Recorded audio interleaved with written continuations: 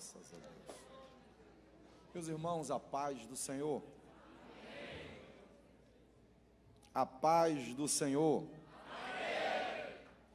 Antes de falar a palavra de Deus, eu quero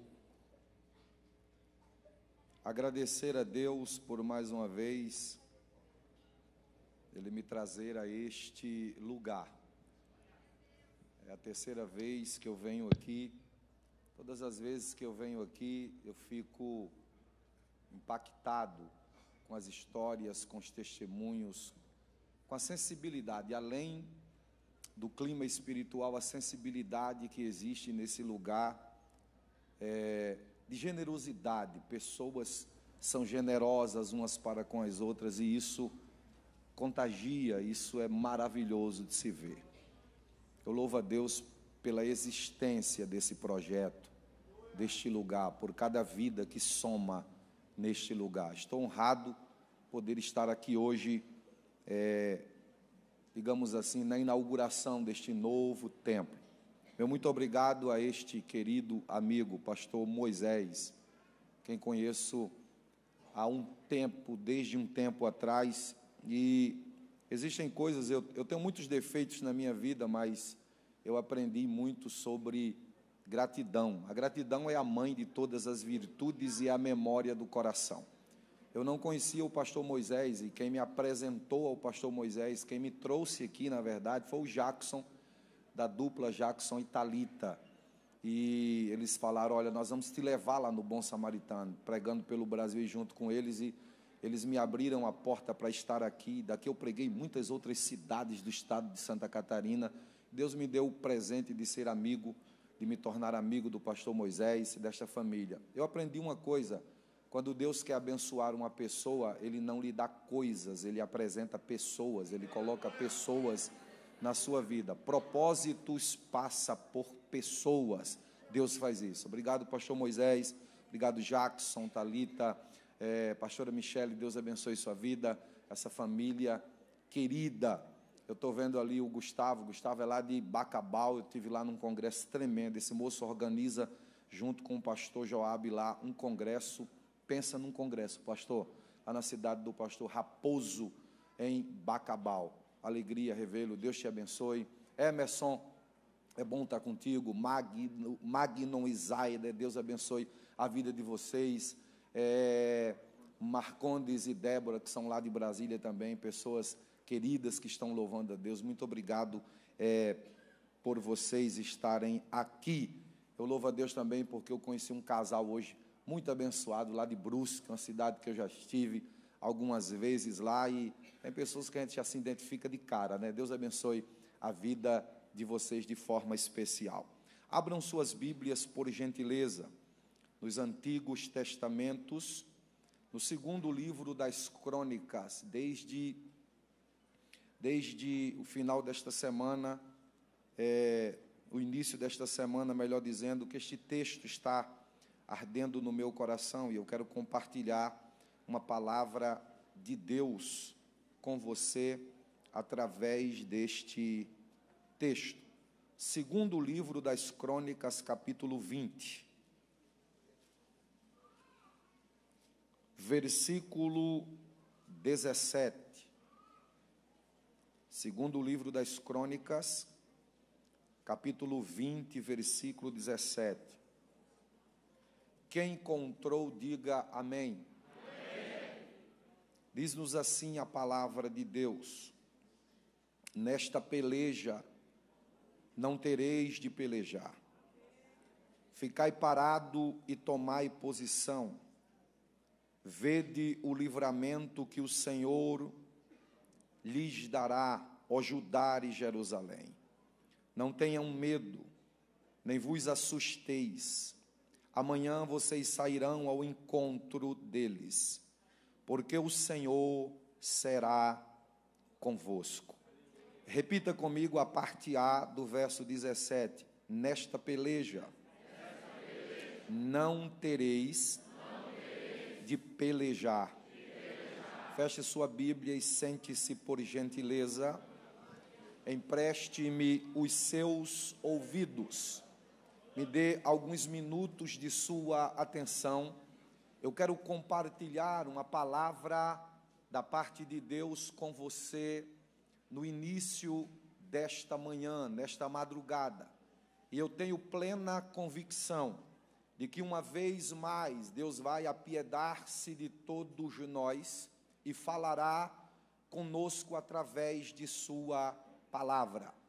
Quando eu pensei no capítulo 20 do segundo livro das Crônicas, um texto que todos nós temos um conhecimento dele, é quase que impossível um cristão, principalmente um frequentador de círculo de oração, que não tenha ouvido uma palavra, uma reflexão, uma dissertação acerca do que está no capítulo 20 do segundo livro das Crônicas. O que nós encontramos aqui, a bem da verdade, é o registro de uma das guerras mais inusitadas dentro do contexto sagrado. Se você parar para analisar, você vai descobrir que a Bíblia Sagrada, no seu arcabouço central, ela traz para nós o registro de uma grande guerra. A Bíblia é o livro que registra muitas batalhas. O que você mais vai ver na Bíblia são registros de batalhas. O arcabouço central da Bíblia é sobre uma grande guerra. Uma guerra entre o bem e o mal. Uma guerra entre Deus e o seu adversário. Mas nós somos sabedores de como terminará esta guerra. Nós sabemos que Deus já venceu, até porque Deus nunca perdeu uma peleja para ninguém. Deus é vencedor em tudo que você possa imaginar.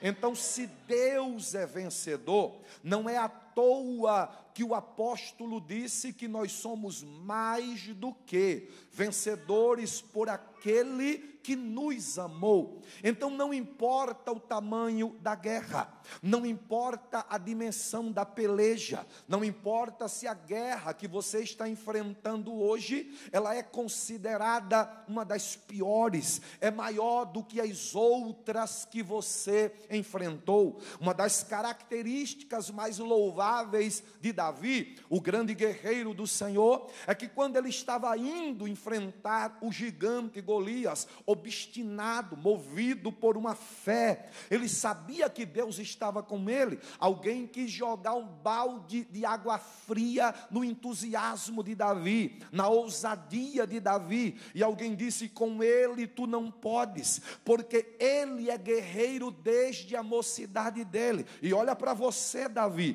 tu não passas de um menino inexperiente. Sabe qual foi a palavra de Davi para o rei Saul? O senhor não entendeu o porquê de eu estar aqui. Eu não estou aqui porque acho bonito esse negócio de matar gigante. Eu não estou aqui porque estou interessado na proposta que o senhor fez de casamento com a sua filha, ou livrar a minha casa de impostos. Eu estou aqui porque Deus me chamou para este negócio. E deixa eu dizer uma coisa para o senhor: o Deus que foi comigo antes, Ele é comigo hoje, e Ele será comigo amanhã. Ei, não importa se a guerra de hoje é maior do que a de ontem, Ele é o mesmo ontem, Ele é hoje, e Ele será com você sempre. Deixa eu ver quem está entendendo aqui o que Deus está falando com você.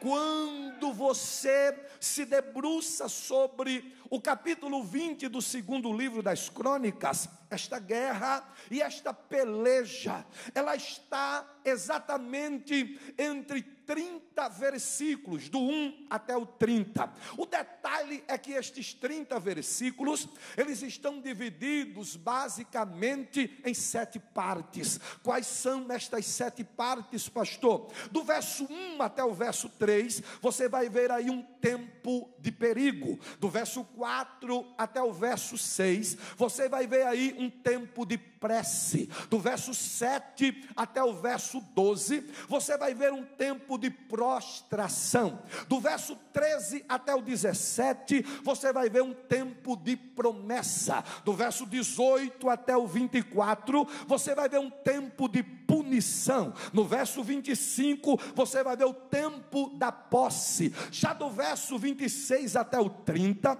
o que você encontrará aí é o estabelecimento de um tempo de paz. Mas tudo começa nos primeiros versículos, do verso 1 até o 3. O que é que acontece aí, pastor? É o que nós chamamos de tempo de perigo. Mas como é retratado, pastor, esse perigo? Como o senhor pode dissertar sobre este perigo? Para você entender melhor sobre este perigo, deixe-me falar para você aqui sobre um homem chamado Josafá, ou Jeosafá, como você preferir chamar. Se você analisar a vida de Josafá, você vai descobrir que ele está vivendo o que eu chamaria de ápice da sua vida, o melhor momento do seu reinado. Josafá já tinha conquistado na qualidade de rei tudo que você possa imaginar. Sabe aquele tempo em que as coisas estão funcionando muito bem e que você até estranha, quando tudo está bem demais, você pensa, o que está para acontecer depois desta bonança? Pastor, por que é que o senhor está dizendo isso? Porque eu nunca vi um crente comprado, lavado, escolhido por Jesus Cristo, que viva nesta terra aqui, neste torrão moléu, sem enfrentar problemas todos os dias. Olha para cá, quem pregou o evangelho para você, ou dizendo ser evangelho, e disse, vem para cá, que aqui tu não vai ter mais problema, mentiu para você, e tomou o seu dinheiro, pregou uma mensagem divorciada da Bíblia Sagrada. Quem disse, vem para cá que você vai parar de sofrer, mentiu para você. Jesus nunca pregou essa mensagem. Qual foi a mensagem que Jesus pregou? Jesus não disse, vem para cá que você vai parar de sofrer. Jesus disse, vem para cá que você vai sofrer, mas não vai parar. É completamente diferente. Jesus nunca garantiu tempo de bonança aqui na terra. Pelo contrário, lá em Mateus 16 e 24, ele disse, quem quiser vir após mim, negue-se a si mesmo, tome a sua cruz e siga-me. Eu já vi alguém dizendo, a cruz aí é sinônimo de sofrimento. Calma lá, a cruz aí não é sinônimo de sofrimento, a cruz aí é sinônimo de morte. Sabe o que é que Jesus está dizendo? Quem quiser vir comigo, tome a cruz, venha morrer comigo. Evangelho não é sala VIP, evangelho não é colônia de férias, evangelho não é lua de mel, evangelho é lágrima, evangelho é perda, evangelho é dor, evangelho é cruz, mas evangelho é a certeza que ainda nesta madrugada ele pode soar a trombeta e nós trocaremos a cruz pela coroa. Aleluia.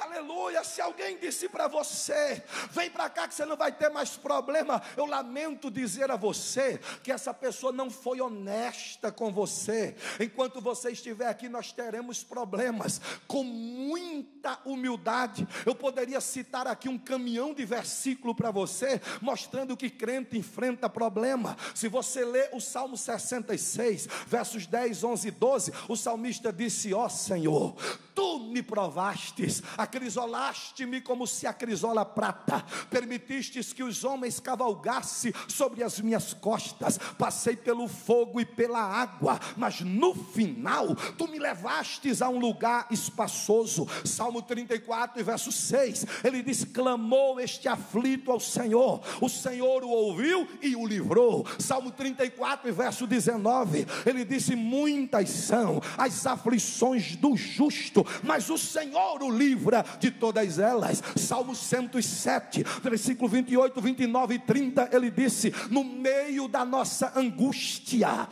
nós clamamos ao Senhor, ele ouviu o nosso clamor, fez cessar as ondas e acalmou a tempestade, nos levando ao porto desejado. Salmo 30 e verso 5, o choro pode durar uma noite, mas a alegria virá ao amanhecer. Olha o que Jesus disse no evangelho escrito por João, no capítulo 16 e verso 33, ele disse: digo-vos estas coisas para que em mim tenhais paz, no mundo tereis aflições, mas tende bom ânimo, eu venci o mundo. Paulo, quando escreveu aos Romanos, no capítulo 8 e verso 18, ele disse: eu estou bem certo que as tribulações do tempo presente não há de se comparar com a glória que há de ser revelada lá no porvir. Segunda epístola de Paulo aos Coríntios, capítulo 5 e verso 17, ele disse: a momentânea tribulação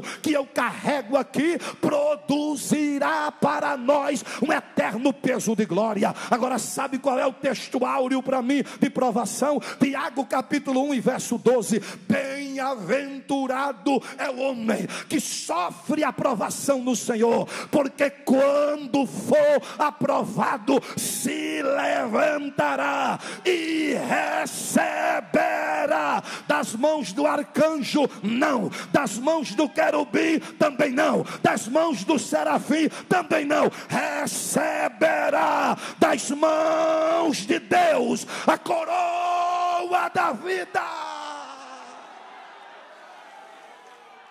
Segure sua mão lá em cima, por gentileza. Segure sua mão lá em cima, por gentileza. Deixa eu profetizar para você, de olhos abertos, sem falar línguas estranhas. Sabe o porquê desta guerra? Sabe o porquê deste problema? Sabe por que você está sofrendo esta pressão? É porque o teu melhor, o que há de melhor em você, se manifestará no meio da pressão. Alguém está pensando, ele vai se calar, é aí que tu vai adorar. Alguém está pensando, ele vai parar, é aí que você vai avançar. Alguém está pensando, ele vai desistir, é aí que você vai persistir. O teu melhor, já tem gente entendendo aí, ó, vai se manifestar no teu pior.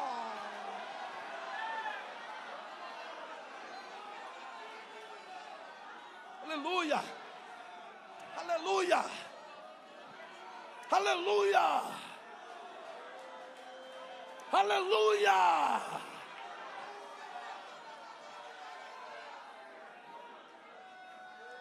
Pastor, eu não aguento mais a pressão. Você sabe que o diamante e o grafite são oriundos da mesma matéria, carbono. E o carbono, ele enfrenta uma pressão muito grande lá nos lugares mais baixos da terra, para virar o grafite. Grafite é aquele que se usa em ponta de lápis. Já o carbono, ele enfrenta uma pressão muito grande também para virar o diamante, a matéria mais rígida e mais valiosa. Só que tem um detalhe: a pressão que o carbono enfrenta para virar diamante é 5.000 vezes maior do que a pressão que ele enfrenta para virar o grafite. Eu tenho uma notícia para dar a você: você não tem chamada para ser grafite, você tem chamada para ser diamante. Eu estou falando de valor. Então, pelo amor de Deus, suporta a pressão, segura um pouquinho mais esta pressão. Ela vai manifestar valores em você que estariam escondidos. Eu me lembro da fala de um dos pais da igreja, chamado Atanásio. Atanásio disse que na adversidade nós manifestamos valores que na prosperidade eles ficariam escondidos. Há quem diga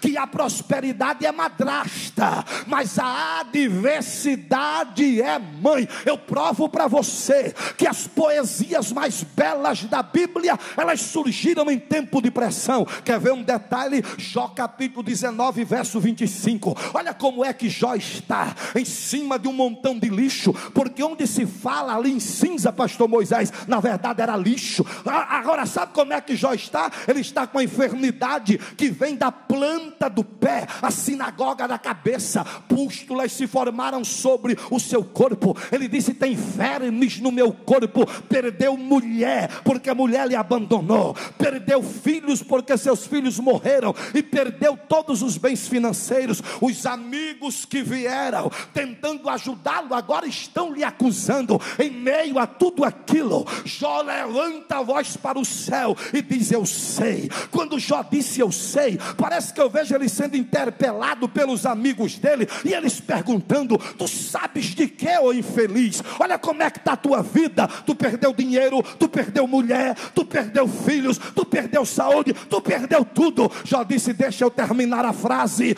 Eu sei que o meu Redentor vive, e que por fim se levantará sobre a terra, e como ele é.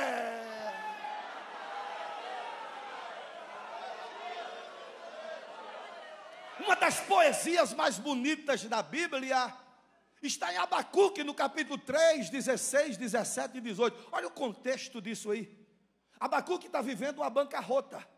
Bancarrota social, bancarrota política, bancarrota espiritual, tudo que você possa imaginar, tudo foi por água abaixo. Em meio a tudo aquilo, Abacuque se coloca de pé, e alguém para querer usar, para querer tratar de forma rebuscada, diz: Abacuque usa a linguagem do positivismo. Que conversa? O que Abacuque vai usar aqui é fé. Olha o que é que Abacuque diz: ainda que a figueira não floresça, nem haja fruto na vide, o produto da oliveira minta, nos currais não hajam gado, as ovelhas sejam arrebatadas do aprisco, os campos não produzam mantimento, ele diz: todavia, porém, com tudo isso, em meio a tudo isso, eu não sei vocês, mas eu me alegrarei no Senhor e exultarei no Deus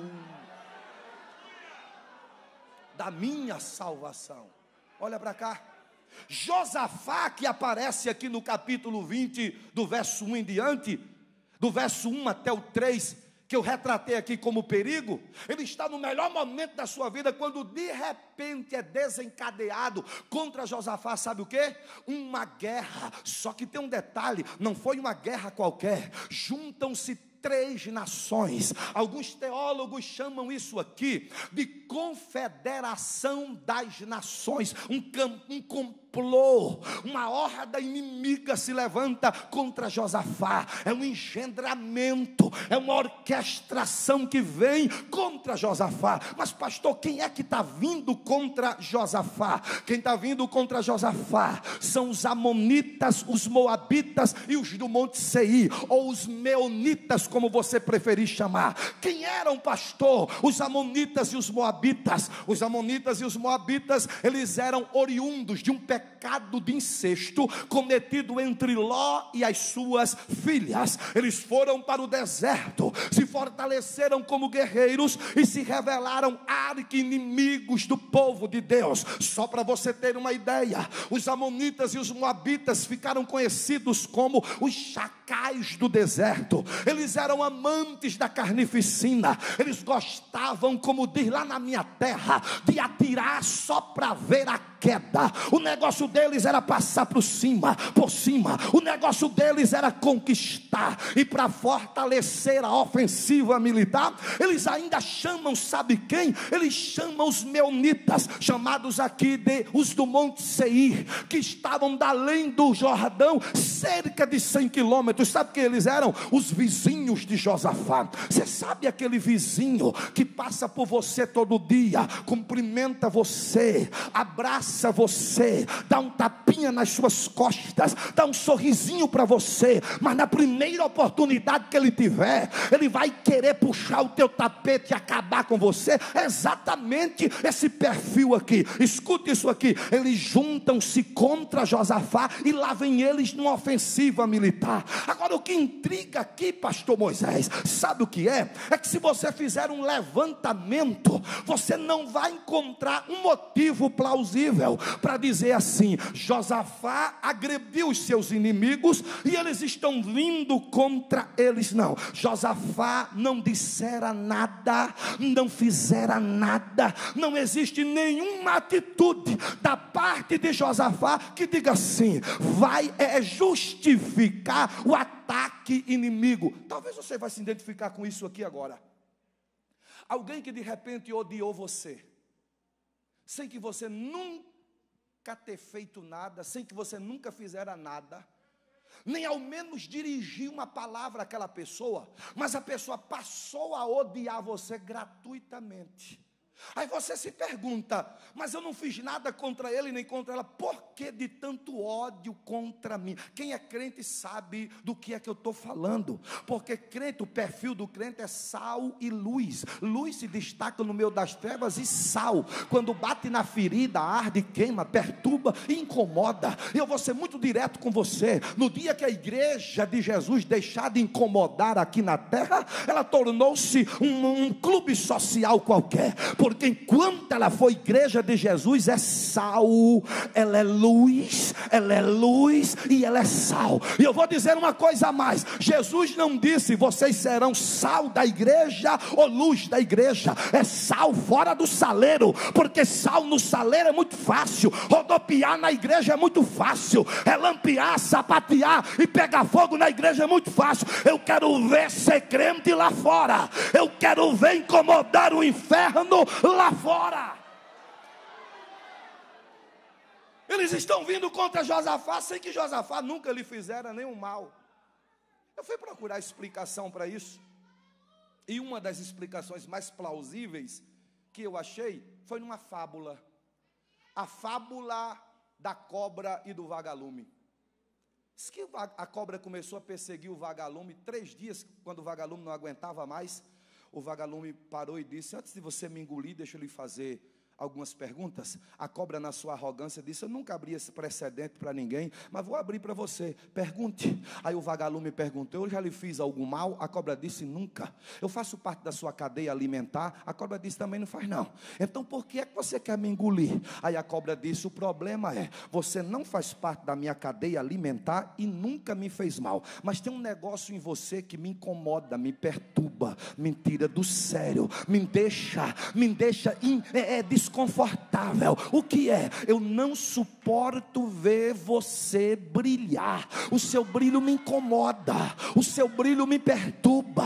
Ei, não precisa você dizer nada. Já dizia um provérbio judeu: tuas atitudes falam tão alto que tu não precisas dizer uma palavra. É só no teu andar você vai incomodar alguém. Na tua forma de adorar, tu vai incomodar alguém. Vai ter alguém que vai olhar para você e vai perceber que tem algo em você que perturba. Eu vim aqui esta noite para dizer: você vai continuar incomodando o inferno, a cobra vai perseguir, mas o brilho vai continuar. Deixa eu ver quem está entendendo o que eu estou falando aqui esta manhã. Escute isso aqui. Lá vem eles contra Josafá. Josafá, a pau toalha cheirosa, viu? Obrigado, viu, meu irmão? Os inimigos estão vindo contra Josafá numa ofensiva militar, já respirando a morte de Josafá. Escute isso aqui. Se você fizer um levantamento sobre a vida de Josafá, Josafá está entre os reis piedosos da Bíblia. O reinado de Josafá foi no reino do sul. Você sabe que as 12 tribos se dividiram depois de Jorão, filho de Salomão, e 10 tribos ficaram no reino do norte, 2 foram para o reino do sul. Quais são elas? Judá e Benjamim. Escute isso aqui. No reino do norte existira 19 monarcas, 8 dinastias e 10 tribos. Num período de quase 200 anos. Reino do Sul, quase 200 anos também. Só que tem um diferencial do Reino do Norte para o Reino do Sul. Se no Reino do Norte não existiu nenhum referencial de pietismo ou de reis piedosos, no Reino do Sul existiram alguns reis praticantes de piedade. Quando eu falo piedade aqui, eu não estou falando aquele termo que nós transformamos a palavra piedade, pena, dó, não. Quando eu falo de piedade aqui, eu estou falando de relacionamento com Deus, pessoa que andava com Deus. Então no Reino do Sul tinham muitos reis que foram piedosos, que andaram com Deus, e um deles é Josafá. Só que tem um detalhe: se você olhar a vida de Josafá, você vai descobrir que ela é um homem quase impecável no que diz respeito a transgressões. Quase, eu disse quase, porque não tem nenhum perfeito. Eu gosto muito de um escritor americano chamado Charles Swindoll. Ele disse que a Bíblia faz questão de mostrar que os homens mais aplaudidos da Bíblia são também homens cheios de falhas, para deixar bem claro que perfeito e Deus só existe um. Quando você vê uma pessoa querendo ser perfeita, tenha muito cuidado com ela. Só atingiremos o estado de perfeição depois da transformação do nosso corpo. Até então, nós somos cheios de falhas. Pastor Adriano, mas quais são as falhas de Josafá? Eu poderia enumerar algumas aqui, mas deixe pelo menos eu citar uma. Se você ler os capítulos anteriores, 18 e 19, você vai descobrir que Josafá cometeu um lapso na sua vida. Qual, pastor? Ele faz uma aliança com Acabe, que reinava no Reino do Norte e havia se casado com Jezabel. Qual é a aliança que Josafá faz? Josafá casa o filho dele com a filha de Acabe. Você conhece a história. Muitas nações faziam isso, reinos faziam isso, para assinarem tratados de paz ou alianças políticas, o chamado network que nós chamamos hoje, para criar uma rede de relacionamento. Então Josafá comete um erro na sua vida. Qual? Ele faz uma aliança com Acabe. Alguns pensadores dizem que o problema dos inimigos virem agora contra Josafá é baseado na aliança que ele fez lá atrás com Acabe. Como assim? A aliança de Josafá com Acabe abre um precedente. A aliança de Josafá com Acabe deixa ele vulnerável. A aliança de Josafá com Acabe enfraquece ele. Deixa eu dizer uma coisa para você: tenha muito cuidado com as suas alianças. As tuas alianças indicam e apontam os lugares onde você está querendo chegar. Tem muita gente que já era para estar além, quem, em todos os sentidos, parou, atrofiou, estagnou, paralisou por causa de alianças erradas. Uma aliança errada, não se engane, vai trazer uma cobrança muito alta. A fatura pode chegar. Ei, a melhor aliança do crente ainda é e sempre será com o Espírito Santo de Deus. Deixa eu dizer uma coisa para você: a aliança com Acabe enfraquece, a aliança com o Espírito fortalece. A aliança com Acabe abre brecha, a aliança com o Espírito fecha a brecha. A aliança com Acabe traz prejuízo, a aliança com o Espírito traz resultados inimagináveis. Não abra mão da sua aliança com o Espírito Santo por nenhuma outra. A minha avó, ela falava uma coisa que na minha tenra idade eu tinha dificuldade de entender. Ela dizia: me dizes com quem tu andas, e direi quem tu és. Vire-se para quem está do seu lado aí, por obséquio, por gentileza, diga para essa pessoa: cuidado com as suas alianças. Cuidado com quem você está aliançado. Oh, aleluia. Deus te trouxe aqui nesta noite para falar com você e dizer: sabe o que é você? O diabo está querendo uma brecha brecha. O diabo está querendo deixar você vulnerável, e ele está fazendo isso tentando através de alianças. Mas sabe o que é que vai acontecer hoje? Hoje você vai revelar mais uma vez que a tua aliança é com o Espírito Santo de Deus, e isso não abrirá brechas para o diabo vir. Só quem fez uma aliança com ele e não abre mão por nada. Eu vou pedir para você levantar as duas mãos por gentileza. Com as duas mãos levantadas, abre a tua boca agora, solta o grito de júbilo na vigília do bom samaritano hoje.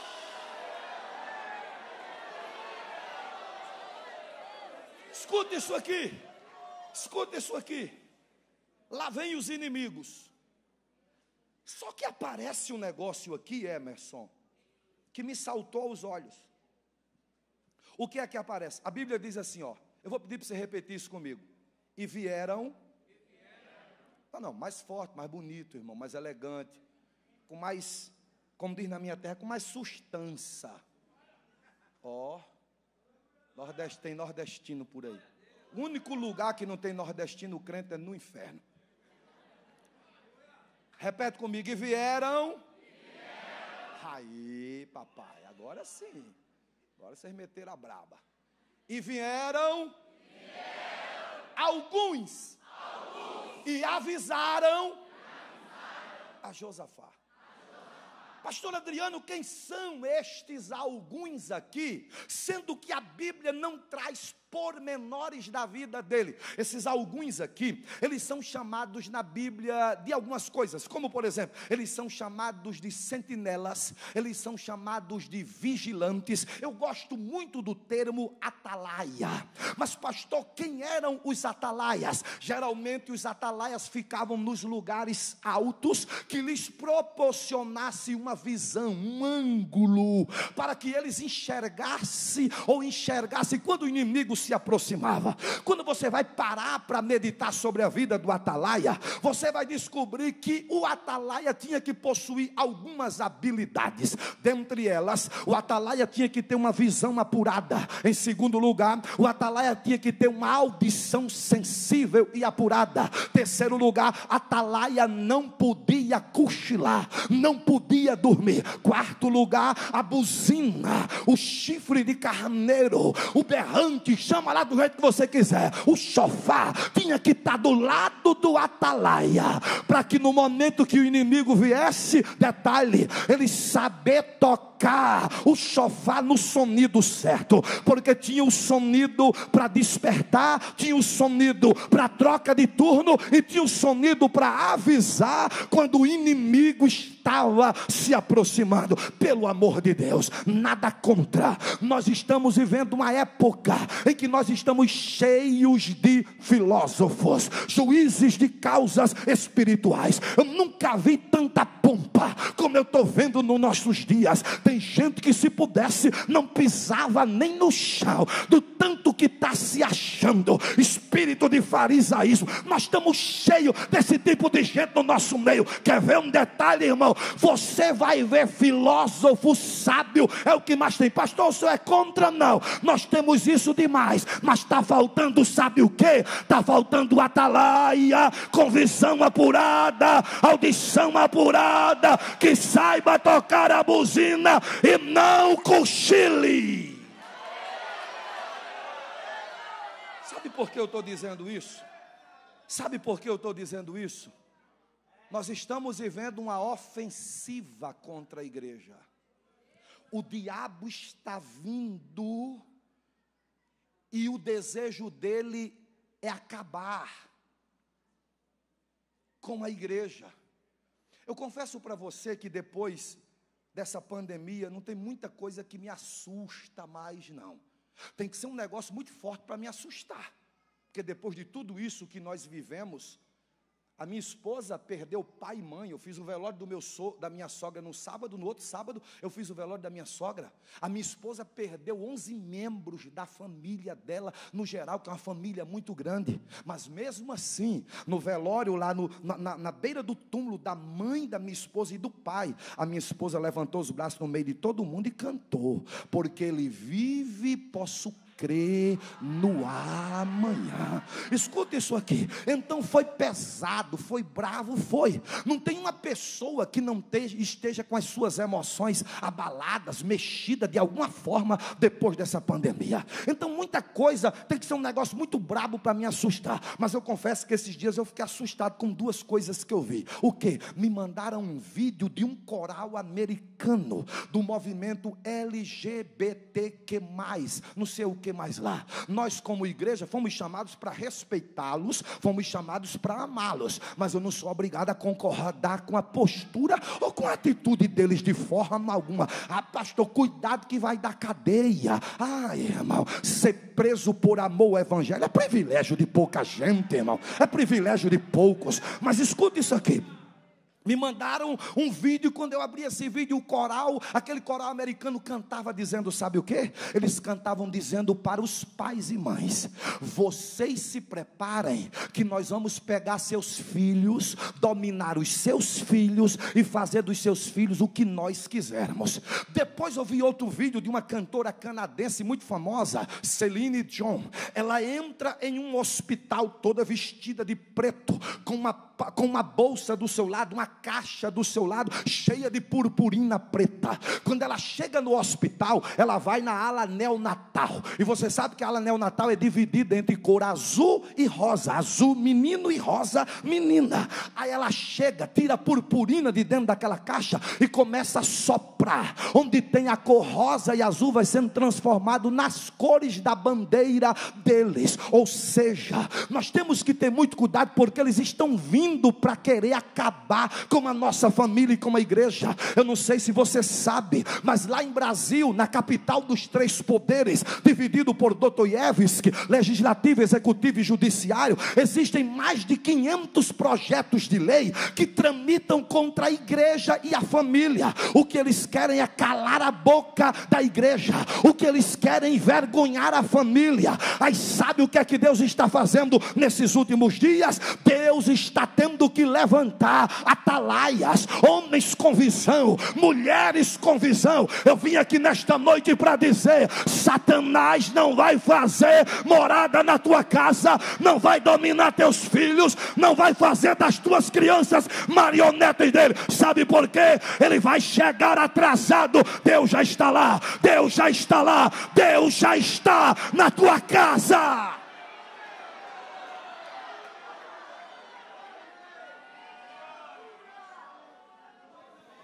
Coloca a tua mão no ombro da pessoa que está do teu lado, por gentileza. Diga: Satanás vai chegar atrasado. O diabo vai chegar atrasado. Por quê? Porque na tua casa já tem um dono, na tua casa já tem um rei, a tua família pertence ao Senhor, teus filhos são projetos de Deus. Ei, tu vai ver teu filho e tua filha, sabe aonde? Na vigília do bom samaritano, com a Bíblia igual a essa, pregando o evangelho e dando glória a Deus. Deixa eu ver quem está comigo aqui.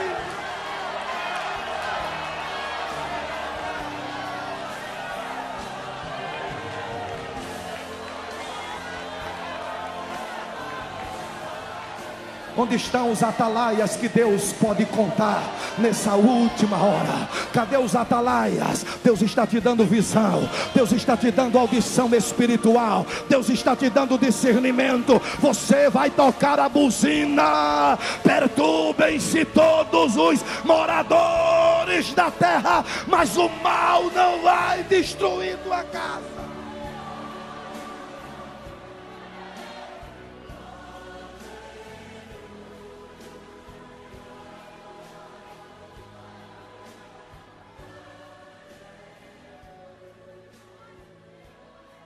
E vieram alguns e avisaram a Josafá. E eles dizem o seguinte: Josafá, eles já estão em Hazazon Tamar, no deserto de Engedi. Eles já estão perto. A Bíblia diz que quando Josafá ouviu aquilo ali, termina o período que eu chamei para você de perigo e começa agora o período que eu chamo de prece ou oração. Quando Josafá escuta aquilo ali, a Bíblia diz que ele teve medo. A expressão ou a tradução para a palavra medo aqui, na verdade é alarmado. Por que o senhor diz isso, pastor? Porque diferente de Elias, quando Elias teve medo, olha a diferença do medo. O medo de Elias fez ele fugir para o deserto. O medo de Josafá faz ele se colocar de pé.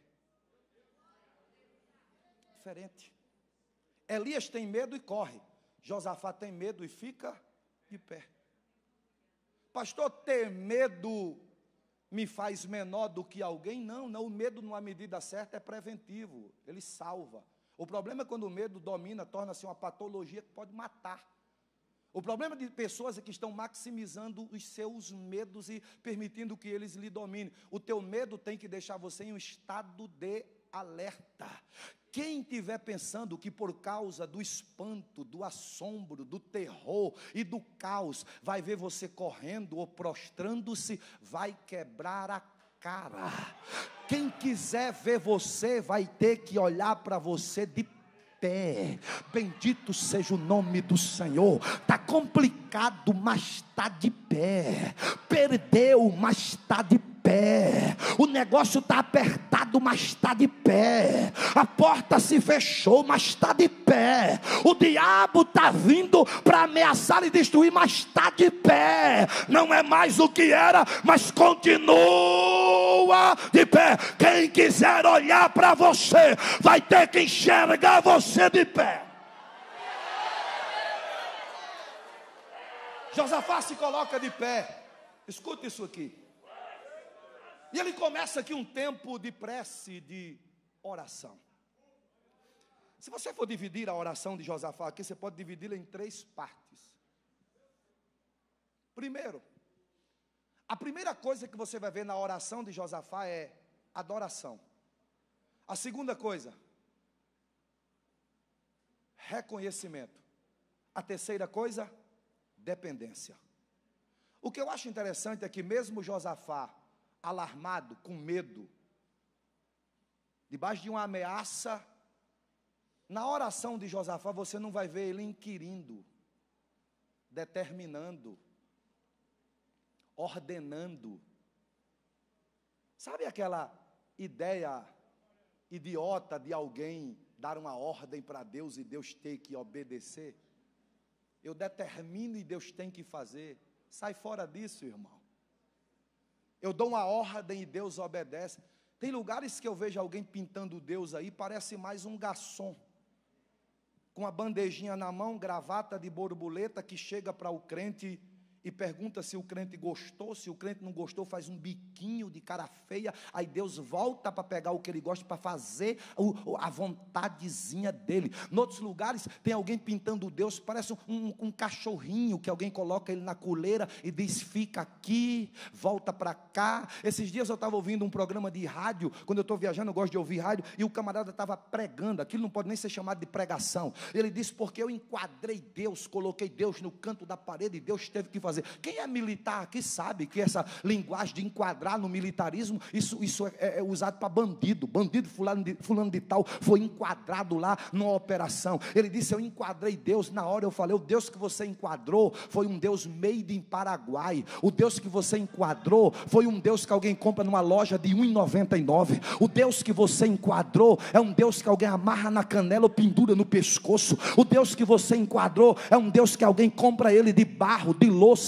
ou seja lá do que quer. O meu Deus, ninguém enquadra ele. Por quê? Porque ele é soberano. Ele faz como quer, quando quer, do jeito que quiser e da forma que ele quiser. O que é homem para dizer o que Deus tem que fazer? Pastor, qual é a dimensão desse Deus? Você quer entender a dimensão desse Deus? Lê o que Isaías diz no capítulo 40, a partir do verso 12. Ele começa lá com o que alguém chama de pergunta retórica: quem é como o nosso Deus, que pega as águas dos mares e põe a concha de sua mão, todo o pó da terra ele mede no terço de uma efa. Ei, ele está sentado na redondeza da terra, olha para todos os homens e vê eles como gafanhotos, chama todo o exército de estrelas pelo seu nome, todas vêm sem lhe faltar nenhuma. Sabe o que é que Isaías diz no capítulo 66 e verso 1? Porque o Senhor está sentado no céu e a terra é o escabelo dos seus pés. Sabe o que é isso? esse cabelo é um tamborete onde Deus coloca o pé em cima. Esse Deus, irmão, não deve satisfação a ninguém, não recebe ordem de ninguém, Ele faz se Ele quiser e ponto final.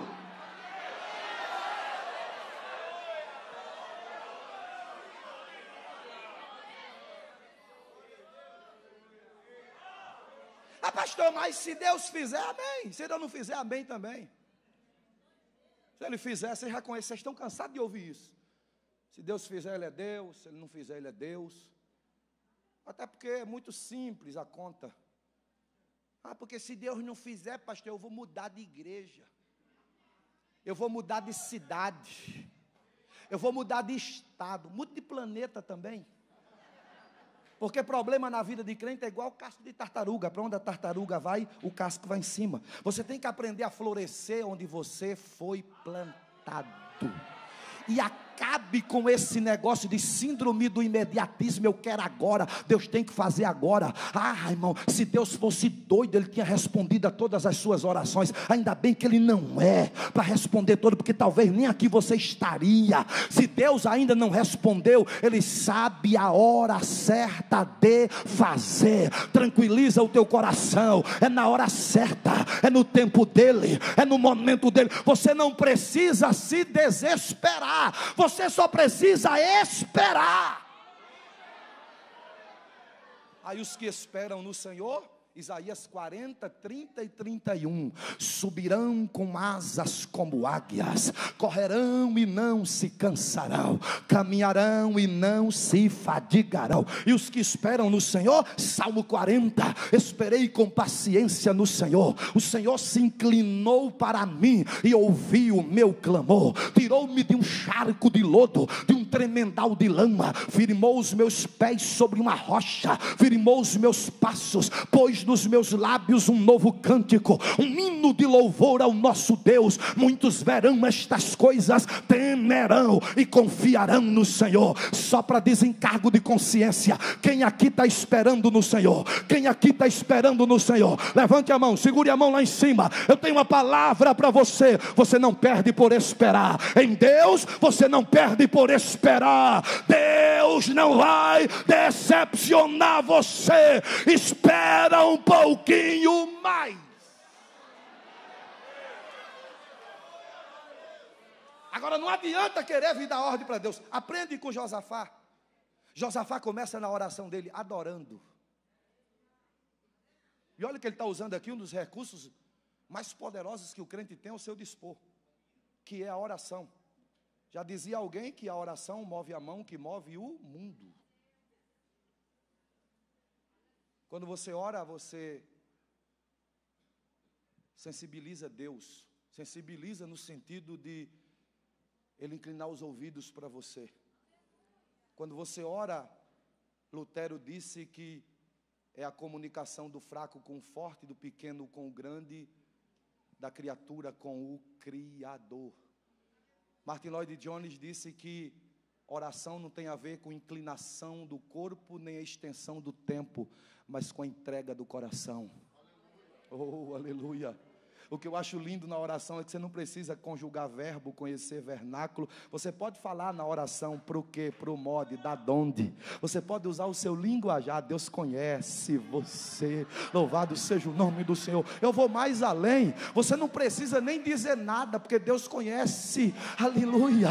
A voz do coração. Ana estava tão aflita que não conseguiu falar, só balbuciava. Aí eu vou voltar para um escritor americano chamado Warren Wiersbe. Ele disse: é melhor na oração não ter palavras, mas ter coração, do que ter muita palavra e não ter coração. Louvado seja o nome do Senhor para todo sempre. Josafá começa adorando, e o que é que ele diz na adoração dele? Tu és Senhor acima de todas as coisas, tu és Deus poderoso. Agora Josafá fala um negócio aqui, irmão, que eu acho extraordinário. Josafá diz assim: não existe adversário para o Senhor. Você dá para entender isso aqui, irmão?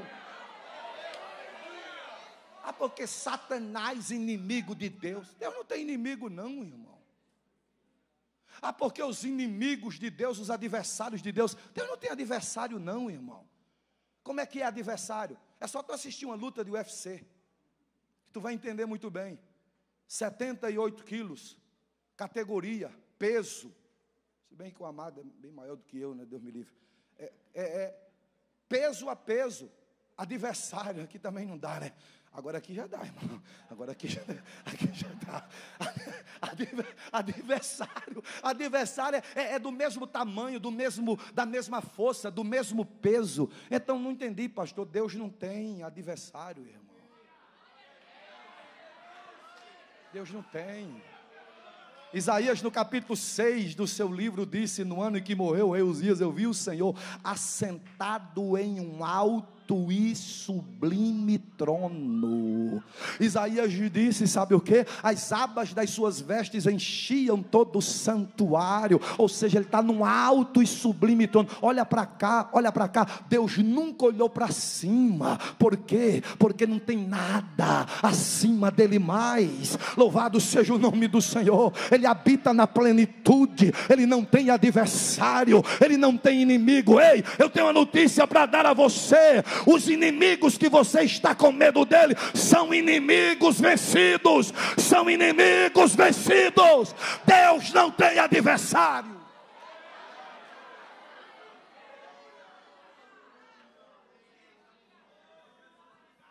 Olha o que é que ele diz: não existe adversário para o Senhor. Aí na segunda parte da oração ele diz assim: olha, eles são maiores do que nós. Isso aqui é reconhecimento. Pare com essa coisa de achar que você é imbatível, querer bancar de super-homem, superman. Não. Tem hora que você tem que baixar a bola e dizer: eu não estou com nada mesmo. Esse negócio de super crente, isso é uma coisa que vem se arrastando desde o século XVII, quando começou o chamado mito do sacerdote perfeito, em que um sacerdote não podia nem sorrir, não podia nem tirar um dia de férias, porque todo mundo já ignorava, já achava um absurdo. E isso acabou se estendendo para os crentes também. Crente não pode ser feliz, crente não pode cantar, crente não pode mostrar que tem limitações e fraquezas. Tenha muito cuidado com a síndrome do Messias. Foi isso que atingiu Elias. Ele quis salvar o mundo inteiro, quando não conseguiu, ficou triste, se frustrou e pediu para si a morte. É negócio de você querer resolver o problema de todo mundo. Resolva primeiro o seu, irmão. Você já viu quando você está no avião? Você já viu quando você está no avião? Em caso de despressurização, máscaras cairão. Aí está você e a criança, coloca primeiro em você, para depois colocar na criança. Porque se for colocar primeiro na criança, você morre, nem você e nem ela. Então resolve primeiro a tua vida, cuida primeiro de você. Pastor, como assim? Reconheça, tem momentos que você tem que entender que você está fraco, que você não está com nada. Tem momento que a gente está com 1000, mas tem momento que a gente está se sentindo sem nada, está se sentindo fraco. Isso não diminui você, isso não quer dizer que você é menos crente do que ninguém, pelo contrário, isso vai dizer que você depende de Deus em tudo. Eu dependo de Deus em tudo. Preste atenção, ele disse: os nossos inimigos são maiores do que nós, mas aí ele diz assim, olha, porém os nossos olhos estão voltados para o Senhor. Força eu não tenho, mas eu tenho esperança. Poder eu não tenho, mas eu tenho esperança. Arma eu não tenho, mas eu tenho esperança. Coisas humanas talvez eu não possua, mas os meus olhos estão voltados para o Senhor. Agora sabe o que é que eu acho lindo aqui? É que a Bíblia diz que no jejum que ele decretou aqui, até menino de colo, Jackson, estava lá. Não tinha negócio de dizer: venha, talvez, vou ver, depois, vou resolver aqui, se der eu vou lá. Não, vieram todos. Agora escuta isso aqui. Parece que eu estou vendo, isso aqui é uma conjectura minha, eu posso conjecturar a partir do momento que eu não fiz a exegese bíblica. Parece que eu estou vendo Deus no trono dele. Quando Deus olha lá para a região de Judá, tem lá uma multidão de filhos dele. A única coisa que eles estão fazendo é voltar os olhos para o céu. Aí eu me lembro do Salmo 121, elevo os meus olhos para os montes, de onde me virá o socorro? O meu socorro vem do Senhor que fez os céus e a terra. Provérbios 21:30, disse o proverbista: o cavalo prepara-se para o dia da batalha, mas do Senhor vem a nossa vitória. O meu olhar está voltado para cima. Aí parece que eu vejo isso aqui é uma conjectura minha, parece que eu vejo Deus se colocando de pé no seu trono. Por quê? Porque para Deus resolver, tanto faz ele estar de pé como sentado. Ele é Deus do mesmo jeito, ele resolve do mesmo jeito. Mas usando aqui uma figura humana, parece que eu vejo Deus se colocando de pé no seu trono. Aí parece que eu vejo Deus chamando o Espírito Santo que está do lado dele. Aí Deus diz assim: eu quero que você desça lá na região de Judá agora. O que é que eu vou fazer lá? Você vai participar de uma reunião de jejum e oração, de uma vigília que está tendo lá. Oh, louvado seja o nome do Senhor. Você vai descer lá. Quem é que eu vou usar dessa vez? Tem profeta famoso, deixa de lado. Deixa os famosos de lado. Deixa os que estão querendo aparecer de lado. Você vai se apoderar de um que ninguém conhece até hoje, mas ele tem história. Qual que é a história dele? Ele é da tribo de Levi, da descendência de Asaf, filho de Zacarias. Tem referência. O que é que ele está fazendo lá? Ele está adorando. A única coisa que eu preciso é que me adore. Não precisa de outra coisa. Se você adorar, ele vai chamar. Se você adorar, ele vai fazer. Se você adorar, ele vai se manifestar. A única coisa que ele estava fazendo lá era adorando. O Espírito Santo desce lá no meio. Tem um rapaz chamado Jaziel. Jaziel se coloca de pé. E quando Jaziel se coloca de pé, Deus fala pela boca de Jaziel, dizendo: ó Judá, Jerusalém, Josafá, não tenham medo. Nesta peleja vocês não irão pelejar. Deixa eu traduzir isso aqui para você. Olha para cá. Deixa eu traduzir isso aqui para você. Sabe o que é que Deus está fazendo aqui? Deus está comprando a briga de Josafá. Pastor Moisés, quando eu tinha mais ou menos entre 10 e 11 anos de idade, eu estudava numa escola lá da minha cidade, chamada Escola Municipal, e tinha um menino lá que era filho do delegado da cidade, um menino ordeiro, pacato, educado, diferente do que eu não era lá esses ordeiros, esses pacatos, nesses educados todos não, eu era mais espivitado lá, e aquele menino era completamente, era um colega, nós tínhamos um coleguismo, ele não era nem amigo meu, mas ele gostava de trocar ideia, porque eu achava interessante o jeito dele. Quando um dia eu vou chegando atrasado na escola, a escola tinha uma rampa muito grande, quando eu vou chegando lá, tinha 3 garotos lá, querendo impedir a subida lá de Erivan, era o nome dele, e ele dizia: eu preciso passar, e os meninos diziam: hoje a gente vai quebrar, vamos moer você aqui não passa. Quando eu vi aquela cena, e eu sempre tive uma estrutura física muito grande, as canelas bem fininhas, pescoço fino, só tinha testa e orelha, mas eu era meio metido, quando eu vi aquela cena, eu vinha com a mochila nas costas, na hora eu calculei, eu vou dar uma voadora no da esquerda, jogo a mochila no que está no meio e resolvo com o que está na direita. Fiz desse jeito, dei uma voadora no que estava na esquerda, meti a mochila nos peitos do que estava no meio. Quando eu me preparei para o que estava na direita, ele vazou com medo. Aquele menino que era colega meu olhou para mim naquele dia e disse: eu quero contratar você. Eu disse: demorou, companheiro. Ele disse: a partir de hoje eu quero que você seja o meu segurança, o seu lanche da chegada e o seu lanche do final, quem vai pagar sou eu. Eu falei: a gente deveria já ter arrumado uma briga há mais tempo antes para eu defender você. Olha para cá, naquele dia eu comprei a briga de Erivan, e por sorte, por felicidade lá, eu me dei bem. Quando eu olho para essa cena aqui, eu vejo mais ou menos Deus olhando para os 3 inimigos e dizendo: vou jogar a mochila no que está no meio, vou dar uma voadora no que está na esquerda e vou botar o da direita para correr, mas hoje eu compro a briga de Josafá. Deus te trouxe aqui esta noite para dizer: sabe o que é você? Esta peleja não é sua. Deixa eu ver quem está entendendo. Deus está comprando a tua briga hoje. Segura na mão da pessoa que está do teu lado. Eu já estou partindo para o encerramento. Segura na mão da pessoa que está do seu lado. Olha para essa pessoa com autoridade. Há uma palavra de Deus agora em você. Para essa pessoa, diga para ela: Deus está comprando a tua briga hoje. Deus está comprando a tua briga hoje. Oh, aleluia.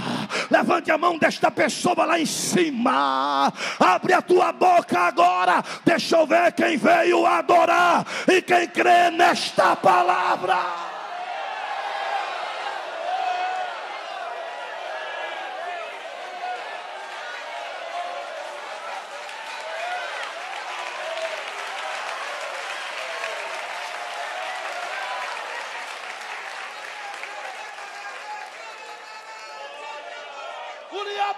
Churabacandarás,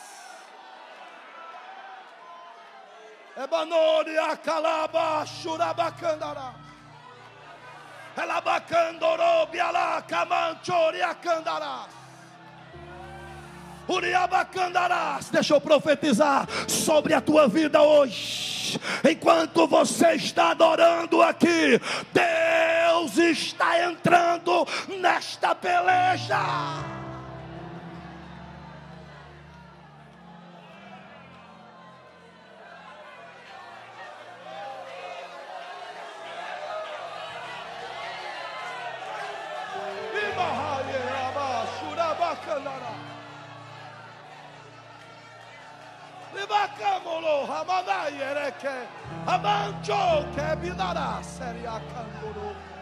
Já começou aí, irmão. Alaba, camandoro, que malaha. Rebeuak seria, alaiok sabe andará cando, olobok seria banchoro que alabas.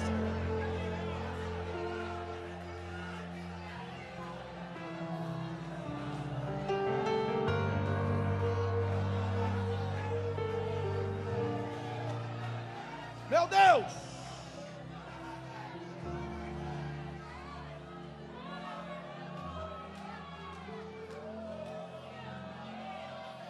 Emahawie seria camandoro.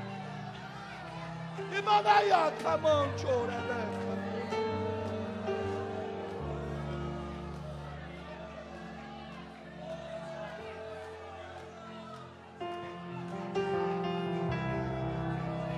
Meu Deus!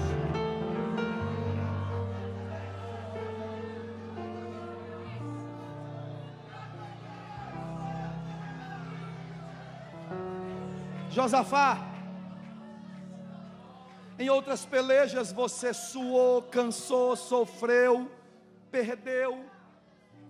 Em outras pelejas foram difíceis para você. Nessa, Josafá, nessa, você não vai fazer outra coisa senão me adorar. A única coisa que você vai ver quando o menino se coloca de pé aqui, Deus começa a prometer. Lembra que eu falei do tempo da promessa? Do verso 13 ao 17. Você vai ver Deus prometendo aqui. Olhe para cá. Promessa de Deus não mofa.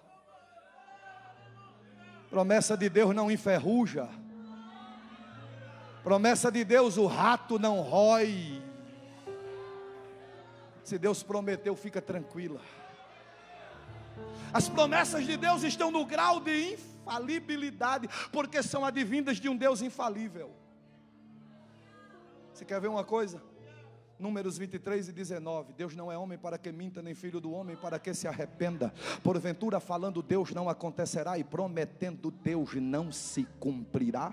Primeiro livro dos Reis, capítulo 8, verso 56, está escrito: bendito seja o Deus que deu repouso ao seu povo Israel, porque toda boa palavra que ele falou à sua casa, nenhuma caiu por terra, e toda promessa que ele fez, ele a cumpriu. Salmo 119, versículo 162 está escrito: alegro-me mais nas tuas promessas do que quem achou grandes tesouros tesouros. Lucas 1:37, porque para Deus nada é impossível mediante todas as suas promessas. Quando Paulo falou sobre Abraão no capítulo 4 e verso 20 da carta dele aos Romanos, Paulo disse: Abraão não duvidou por incredulidade da promessa, antes fortificou-se dando glória a Deus. Verso 21, porque estava plenamente convicto de que aquele que fez a promessa é poderoso para cumprir. Hebreus 10:36, mas vós tendes necessidade de perseverança, porque havendo feito a vontade de Deus, alcançareis a promessa. Hebreus 10:23, guardemos firmes a confissão da esperança sem vacilar, porque o que fez a promessa não é fraco, ele é forte, não é homem, ele é Deus. O que fez a promessa,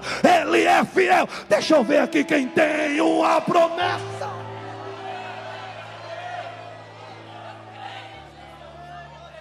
Deus faz promessas para Josafá e diz assim: desça lá no vale, que amanhã eu encontro com vocês.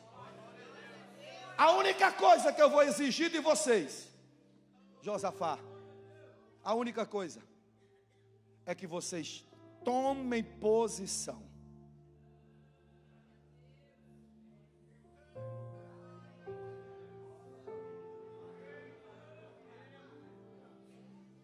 É óbvio que, na literalidade do texto aqui, ele estava falando sobre posicionamento de quem vai enfrentar uma guerra. Mas olhe para cá, por favor. Você sabe que se tem um negócio que incomoda a Deus, é gente que não toma posição. O cara é hoje, amanhã não é. Hoje adora, amanhã murmura. Hoje dá a paz do Senhor, amanhã fala um monte de bobagem. É hoje, amanhã não é. Pelo amor de Deus, chegou a hora. Não dá mais para brincar de ser crente. O diabo não brinca de ser diabo. Chegou a hora de tomar posição. Ou é ou não é. Ei, já dizia o maior evangelista do século 20: nós somos a Bíblia que o mundo quer ler. Disse Billy Graham. As pessoas estão olhando para mim e para você. Eu não sei vocês, mas quem viaja muito de avião aqui vai entender o que eu estou falando. Quando o negócio começa a apertar, a gente olha para quem? Hein? Para a aeromoça, para o comissário de bordo. É assim ou não é? Se a gente perceber, só que isso é uma falsa ideia. Se a gente perceber que eles estão bem, eles são trabalhados para lidar com as piores emoções. Mas a gente olha logo para eles. Não estão aperreados, então está tudo bem. O mundo está olhando para nós. Nós temos que assumir uma postura de crente. Tomar posição. O que Luther King Jr. disse, que o que incomodava ele não era o grito dos revoltados, mas o silêncio dos justos. Gente que não toma posição. Deus te trouxe aqui nesta noite para falar com você e dizer: nessa peleja, tome posição e veja o livramento que eu lhe darei. Olha que coisa interessante. Em nenhum momento Deus dispensou o exército. O exército permanece lá, porque Deus sabe que uma nação desarmada é uma nação facilmente dominada. Ei, aí Deus diz assim: olha, deixa o exército lá, coloca só os levitas e os sacerdotes vestidos de vestimentas sagradas e diga a eles que comecem a cantar. Naquele dia não seria arma, seria louvor, seria adoração. Posicionou lá os levitas e os sacerdotes, então diga a eles que comecem a cantar. A Bíblia diz assim, olha, e eles começaram a cantar, porque a bondade do Senhor é grande, o seu amor não tem fim. Começaram a adorar ao Senhor. Escute isso aqui: na medida que eles começam a cantar aqui, Magno, a Bíblia diz que Deus começa a agir lá. Deixa eu dizer uma coisa para você: quando você começar com a obra da adoração, Deus vai começar com a obra do livramento. É você adorando aqui e Deus indo, e Deus indo, e Deus indo, e Deus indo para estremecer esse lugar. É você adorando aqui. Quando você disser lá, vai ser lá no hospital, vai ser lá na tua casa, vai ser além da fronteira. Quando você disser lá, Deus vai visitar quem está longe. É você adorando aqui, Deus indo. É você adorando aqui, Deus indo. É você adorando aqui, Deus abrindo.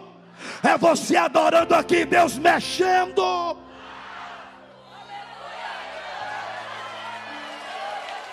Você lembra do que ele falou lá em Isaías 45:2? Eu irei adiante de ti, endireitarei os caminhos tortuosos, quebrarei as portas de bronze, despedaçarei as trancas de ferro e te darei os tesouros da escuridade.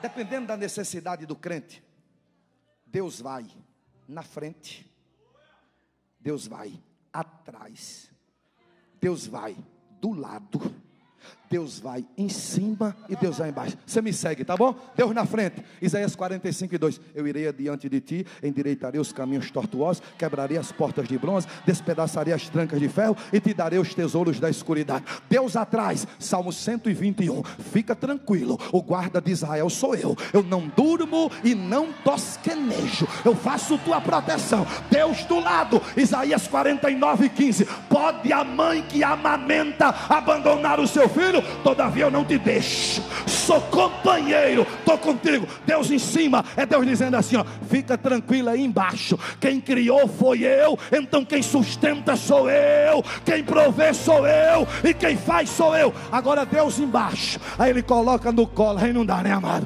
Coloca no colo e diz: 1000 cairão ao teu lado, 10.000 à tua direita. Deixa eu ver quem já entendeu, deixa eu ver quem já entendeu, deixa eu ver quem já.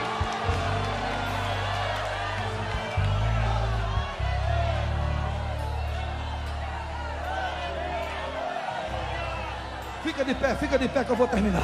Fica de pé que eu vou terminar. Fica de pé que eu vou terminar. Fica de pé que eu vou terminar.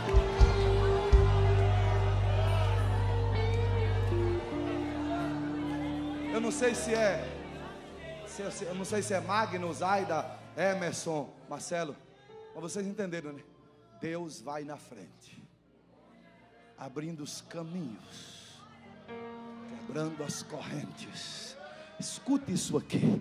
É o povo adorando aqui e Deus indo lá no arraial dos inimigos. Sabe o que é que a Bíblia diz? A Bíblia diz que os amonitas e os moabitas começaram a olhar para os do Monte Seir e o pau quebrou. Como assim? Fica tranquilo, meu irmão. Você não precisa mover uma palha. Você só adora. O mal por si se destrói. Deus vai lá. E começou a bagaceira lá. Os amonitas e os moabitas mataram os do Monte Seir, os meunitas. Depois que não tinha mais ninguém para eles matarem, eles olharam um para o outro e disseram: agora vamos nós aqui se matar aqui. Pensa numa bagaceira.